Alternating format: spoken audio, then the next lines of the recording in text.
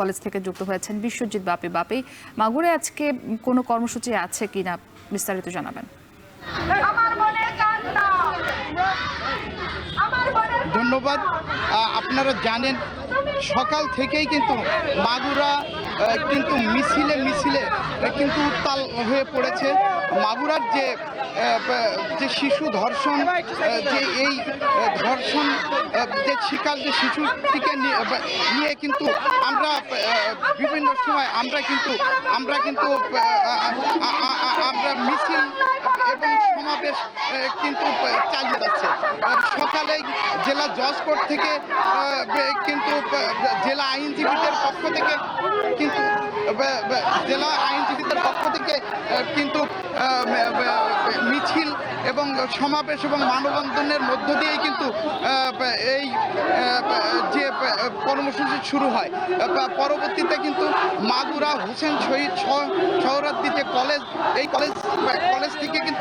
College থেকে কিন্তু বিশাল আকারের ছাত্র এবং জনতাদের যে সমন্বয়ে কিন্তু বিশাল কিন্তু যে মিছিল, এই মিছিল কিন্তু চলছে।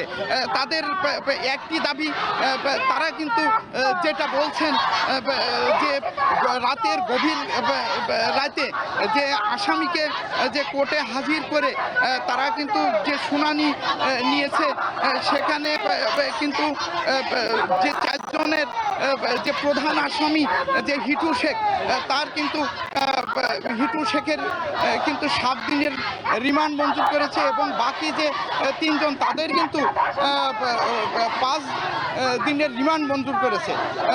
তো আমি এখানে যে শিক্ষার্থীদের সাথে কথা বলেছি, তারা এই যে রাতের আধারে গভীর রাতে তারা যে এই বিচারিক বিষয়ে নিয়ে যে তালবাহানা করছে, এটা তাদের অভিযোগ। এ বিষয়ে আমি পুলিশের সঙ্গে কথা বলেছি। পুলিশ যেটা জানিয়েছে যে নিরপেক্ষ স্বার্থে কিন্তু তারা কিন্তু এই গভীর রাতে এটা করতে কিন্তু বাধ্য হয়েছে। তো এই ছিল মাগুরা হোসেন শহীদ সোহরাওয়ার্দী কলেজ থেকে ছাত্রীদের যে মিছিলের সর্বশেষ। বিশ্বজিৎ বাপি আমাদের সঙ্গে যুক্ত ছিলেন মাগুরা থেকে। এদিকে সুনামগঞ্জের ছাতকে